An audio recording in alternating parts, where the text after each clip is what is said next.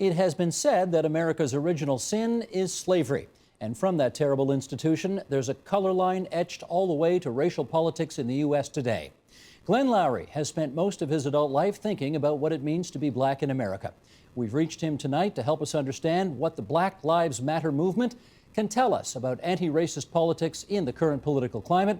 Glenn Loury is the Merton Stoltz Professor of the Social Sciences, Professor of Economics at Brown University, and host of The Glenn Show on bloggingheads.tv. He joins us now via Skype from Palo Alto, California. Professor Loury, it's great to meet you on television. How are you tonight? Thank you very much, Steve. I'm doing well, thank you. Excellent. I am hoping that we can start by having you help us understand the following conundrum. We have, of course, for the first time ever in the United States over the past 7 years, the first African-American president ever. He's got 9 months left on the job. We also have, in the streets of your country, and actually even here in Ontario's capital city, Black Lives Matter, claiming the mantle of the civil rights movement, which they claim has really gone awry. Can you help us understand this conundrum? Well, I will confess to being a bit befuddled myself, but here's a try.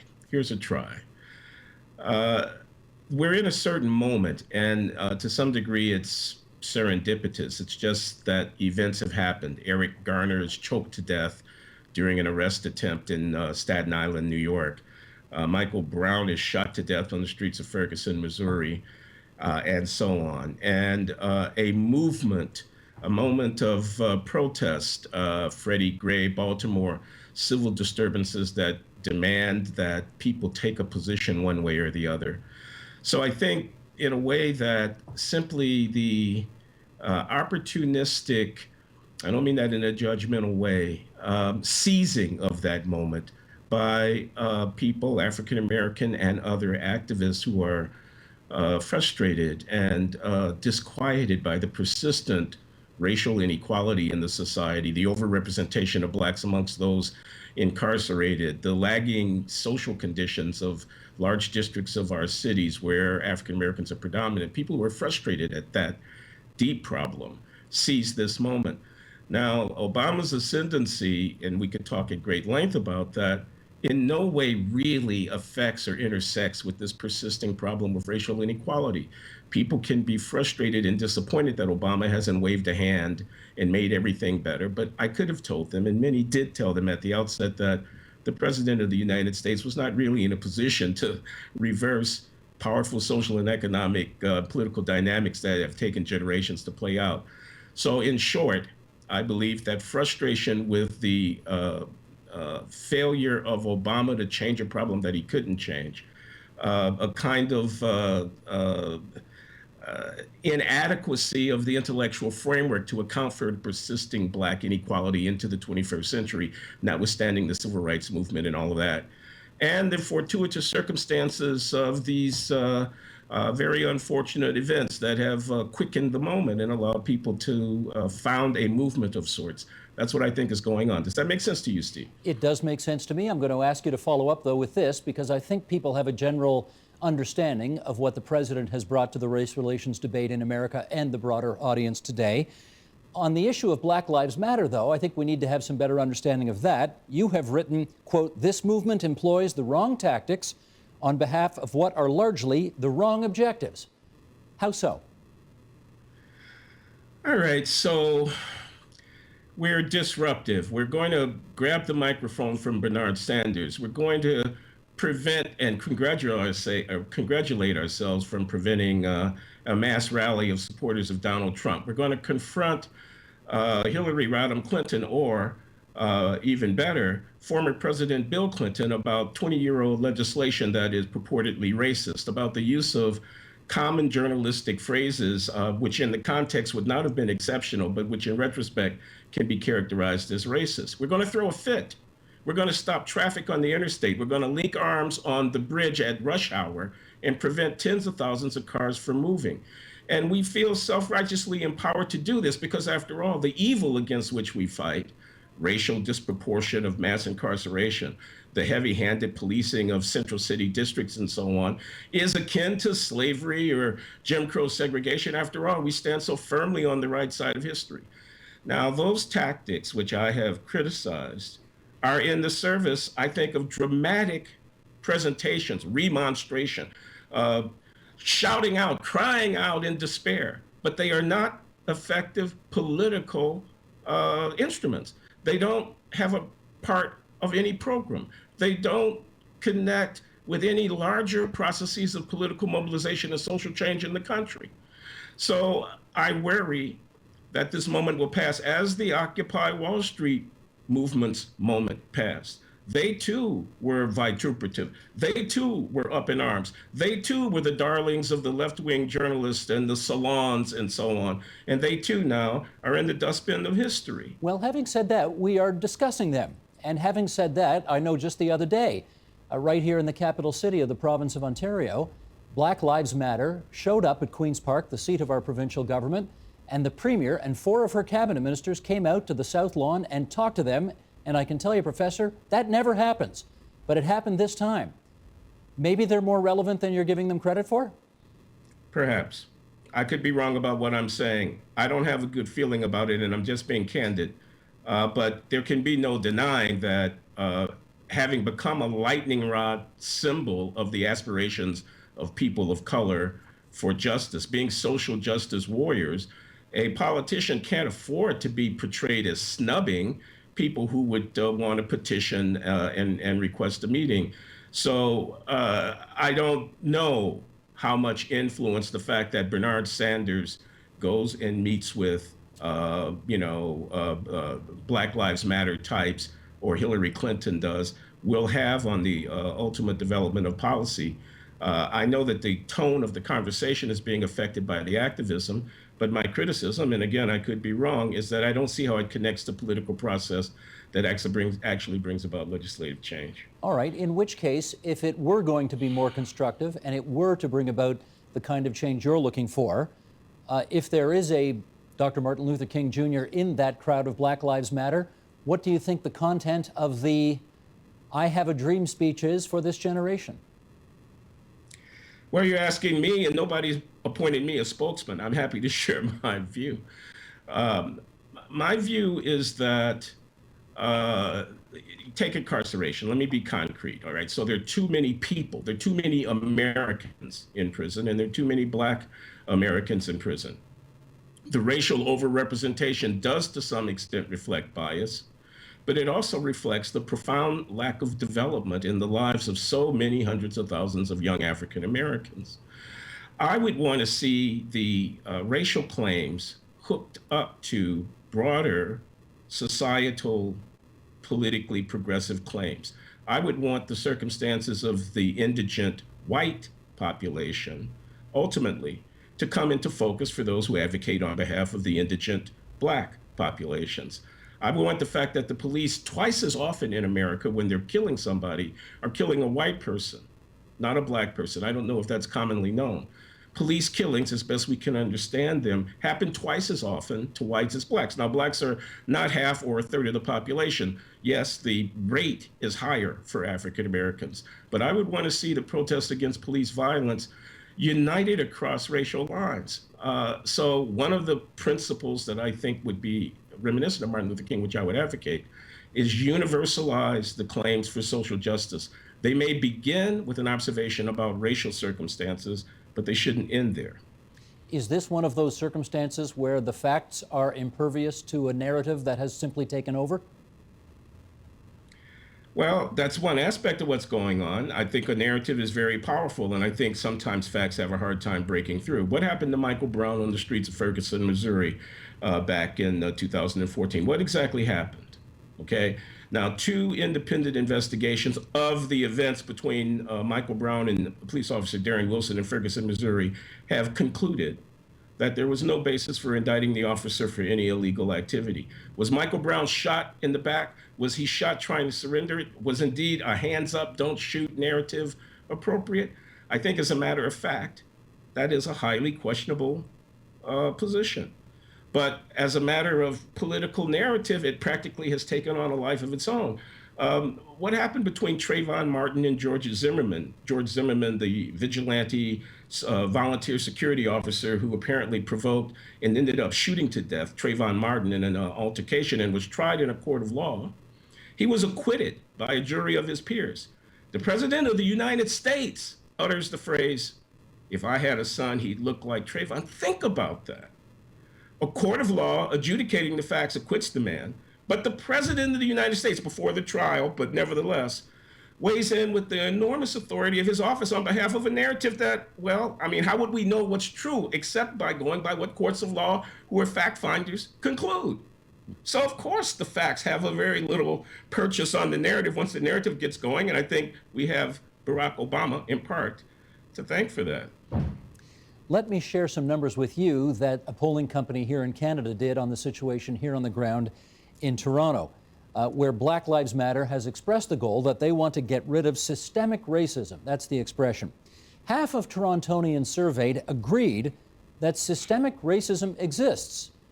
There's certainly half the population of this area is not black. So clearly that is a sentiment felt by more than just African Canadians in this community. 29% disagreed, 20% said they didn't know. I guess what I want a better understanding from you of is, what is systemic racism in your view as compared to ordinary racism? Okay, let me answer with a very brief story. The story is, I'm invited by the American Enterprise Institute to a conference in a fancy office building in downtown Washington, D.C. The AEI, the American Enterprise Institute, is a Tony right of center think tank in Washington. I am the speaker of the day. I take an elevator to the top floor where an assistant greets dignitaries coming off the elevator and attempts to assist them and escort them.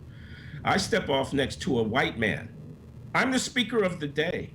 The receptionist caters to the white guy who steps off and leaves me there without even a greeting or a turn of the head. I have to petition in order to get the attention of the people who are in charge, and I'm the speaker of the day. Now that left me bitter, angry, feeling quite black in a white person's world. Okay, this is the Merton Stokes professor of the social sciences at an Ivy League institution who's in his 60s. That's the kind of thing that people are chafing against. It's a reality in our lives, and I don't know that it's going to go away anytime soon, as regrettable as it may be. But on the other hand, no blacks need apply. Laws that say you can't sell your house to a person who's an African American, laws that prevent you in the state from being legally married across racial lines, vigilante mobs that drag you from your home because you're a prosperous small businessman or landowner and you become an uppity Negro and they hang you from a tree.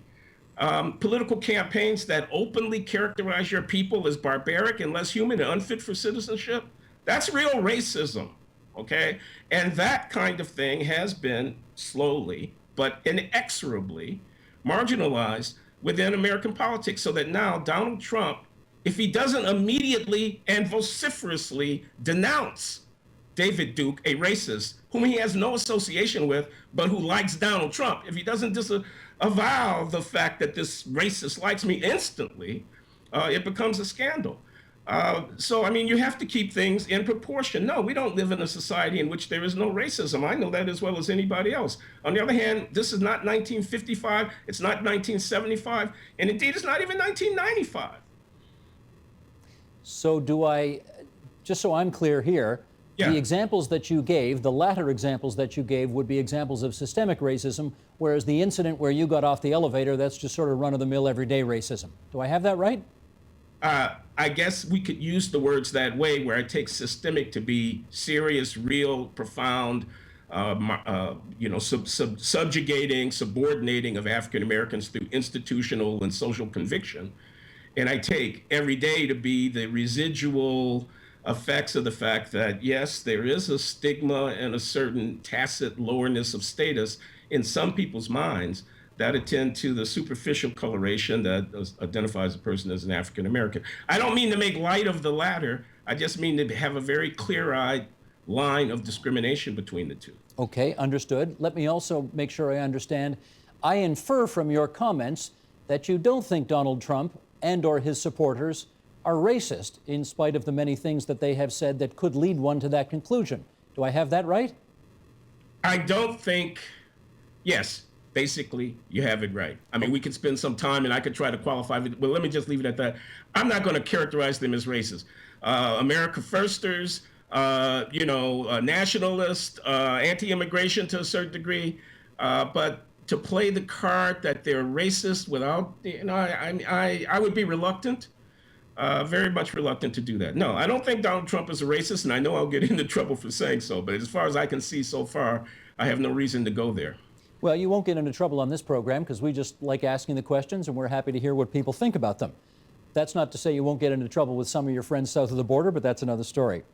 There was a poll, let me follow up with this. There was a poll last November, and now admittedly a lot of water under the bridge since then, but it did indicate at the time that of all the people running for the Republican nomination then, and it wasn't 3 back then, it was a lot more, Ben Carson was the most popular. He was the favorite of all the Republicans. More than 7 in 10 people had a positive view of him.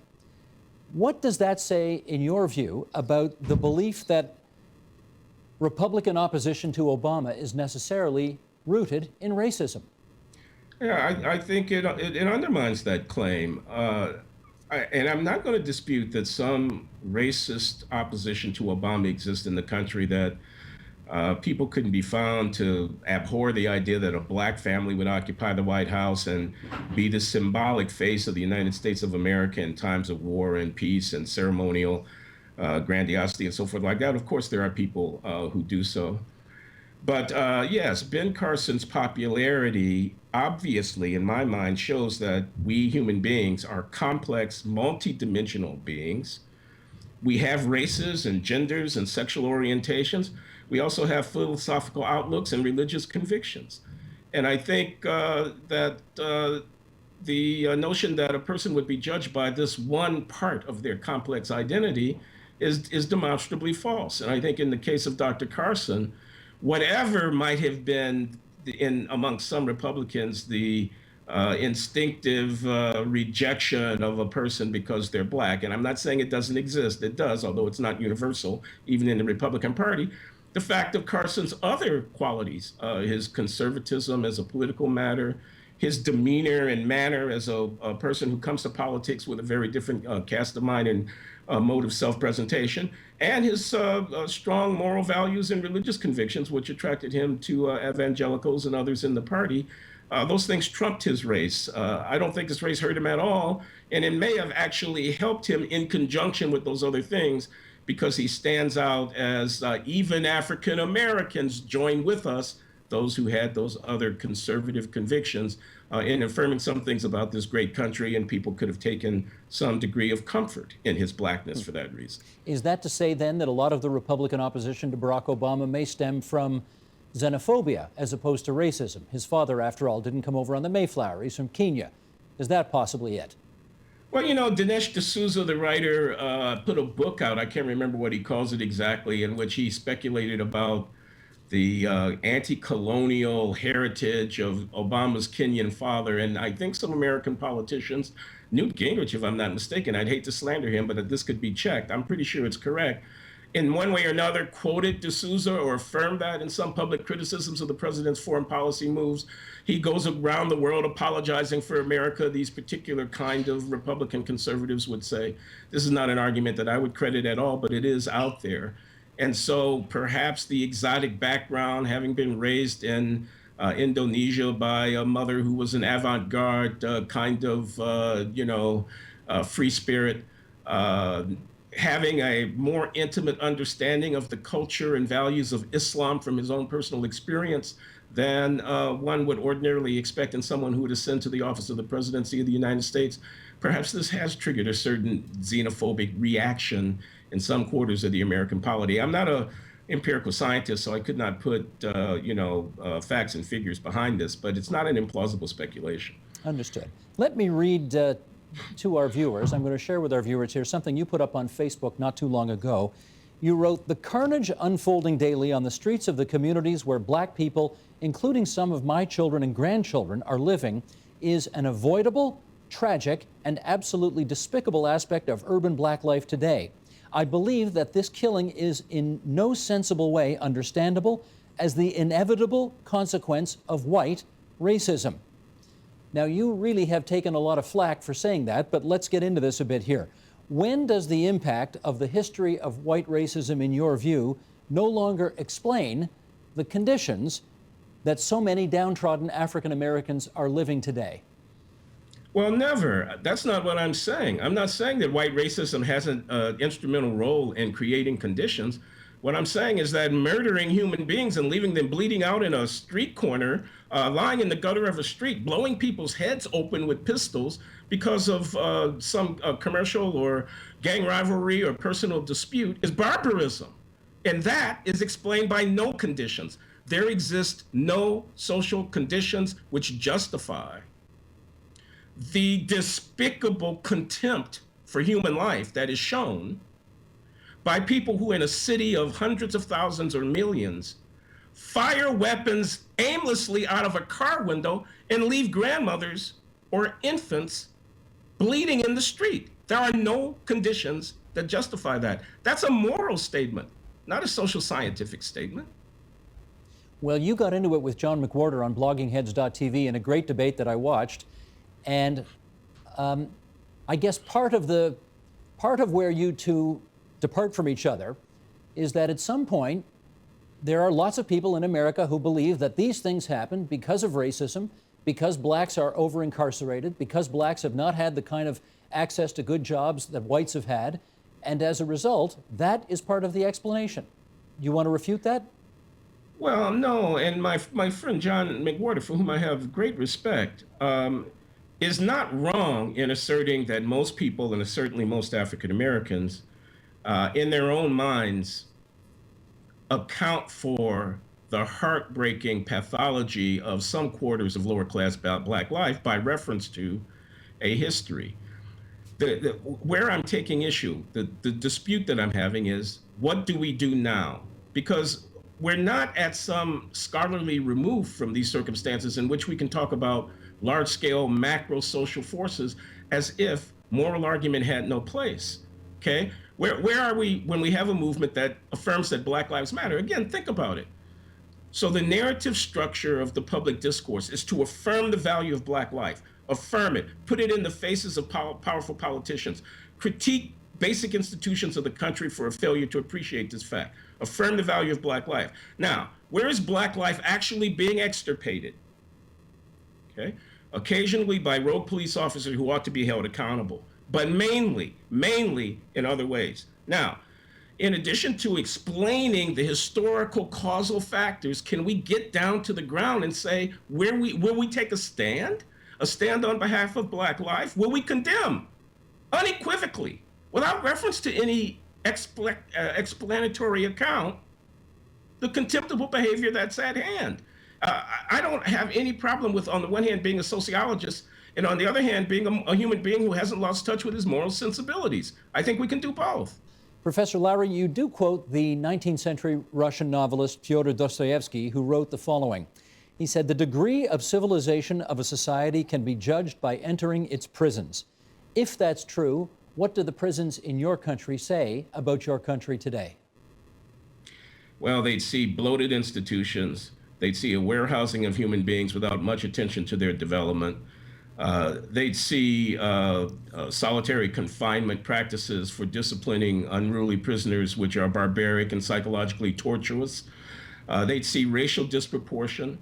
They'd see an extremely disadvantaged and underprivileged population with high degree of morbidity with respect to various kinds of diseases and infectious diseases and liver disease and diabetes.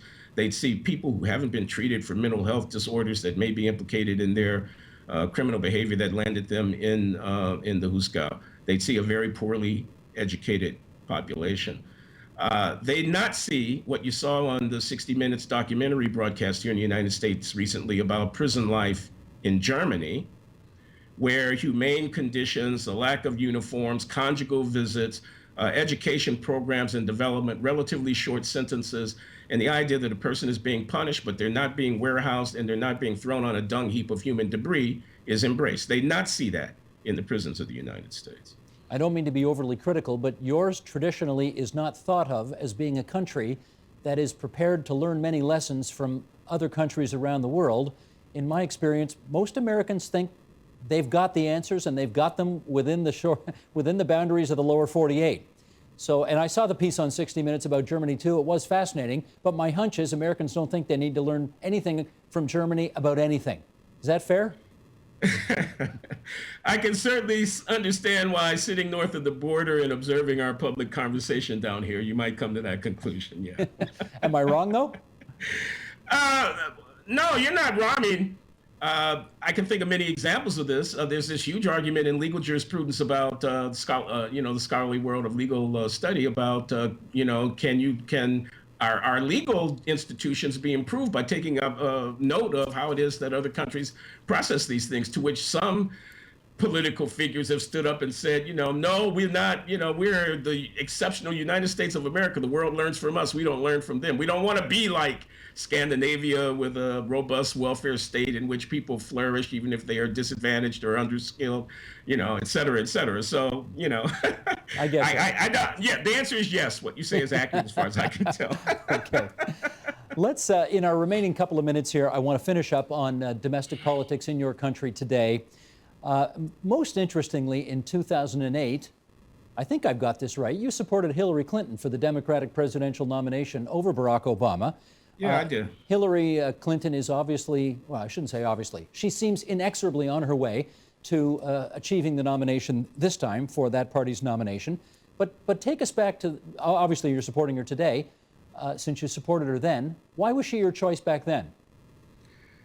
Well, with respect to President Obama, who is a great man, and the full scope of that greatness might not have been clearly visible in 2007 and 2008, I thought that he was not sufficiently experienced. I was very much more impressed with the qualifications that I believe that Hillary Rodham Clinton brought to the position. So I was skeptical on that basis. I thought that the narrative of hope and change, while it was clearly a winning posture, I mean, it was clearly enthusing the youth and reaching across what had previously been boundaries to incorporate some coalition of, progressives and minorities and young people and so on. There was something afoot. There was an excitement in the air. I didn't quite believe it, perhaps in the same way that I'm skeptical about some of the contemporary agitation. I thought that that was more performance and more wishful thinking, than it was a sort of realistic assessment. So I was sticking, I guess, in a relatively conservative, not political ideology, but personal temperament. I was sticking with what I knew.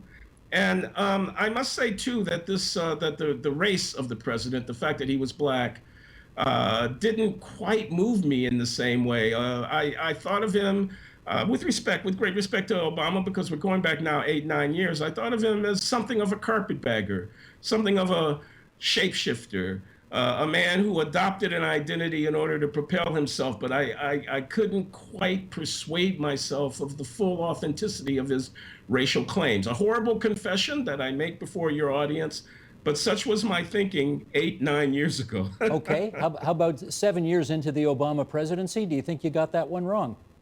Yeah, I certainly do. I think there's no reason to discount his blackness because of his somewhat exotic background. I think he's proven in his wife, Michelle, who served as First Lady of this great nation for nearly a decade, proven his authenticity. And I just got through criticizing him for, in a way, being too black by saying if I had a son, he'd look like Trayvon Martin when as President of the United States. I think he should have kept his lips buttoned on that and protected the integrity of his office by not allowing his personal identification with African Americans to show through in that way. So yeah, I've learned a thing or two from Barack Hussein Obama over the course of the 8 years of his performance as President of the United States. And if I may say, we've learned more than a thing or two from you over the past half hour on TVO Tonight. Glenn Loury, it was a great pleasure to meet you, and thanks for doing this. Hope we can do it again sometime. Steve, let's do it again. It was great fun, just as you said it would be. Help TVO create a better world through the power of learning. Visit supporttvo.org and make a tax-deductible donation today.